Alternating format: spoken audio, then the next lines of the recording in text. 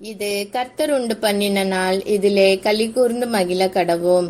வேறொருவனுக்கு அற்புதங்களை செய்யும் சக்தியும், வேறொருவனுக்கு தீர்க்க தரிசனம் உரைத்தலும், வேறொருவனுக்கு ஆவிகளை பகுத்தறிதலும், வேறொருவனுக்கு பற்பல பாஷைகளை பேசுதலும், வேறொருவனுக்கு பாஷைகளை வியாக்கியானம் பண்ணுதலும் அளிக்கப்படுகிறது. 1 கொரிந்தியர் 12:10.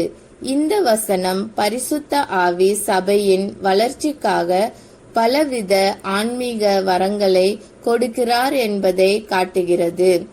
பெந்தெகோஸ்தே நாள் அன்று என்ன நடந்தது என்று கேட்போம். பெந்தெகோஸ்தே நாள் அன்று சீஷர்கள் ஒன்றாக கூடினர். அப்போது பரிசுத்த ஆவி அவர்கள் மேல் இறங்கி அவர்கள் முன்பு அறியாத பல மொழிகளில் பேசத் தொடங்கினர். அந்நாளில் பல நாடுகளிலிருந்து மக்கள் எருசலேமில் இருந்தனர். அவர்கள் ஒவ்வொருவரும் தங்களது சொந்த மொழியில் தேவனுடைய மகத்தான செயல்களை கேட்டார்கள். இதனால் பரிசுத்த ஆவி அந்த செய்தியை அனைவருக்கும் புரியும்படி செய்தார். அந்நாளில் பலர் இயேசுவை விசுவாசித்தார்கள். நாம் எல்லோரும் ஜெபிப்போம்.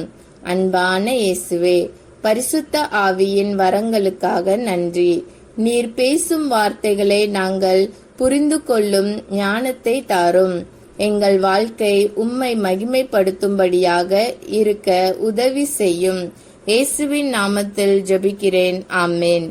இந்த நாள் இனிய நாளாக அமைய வாழ்த்துக்கள்.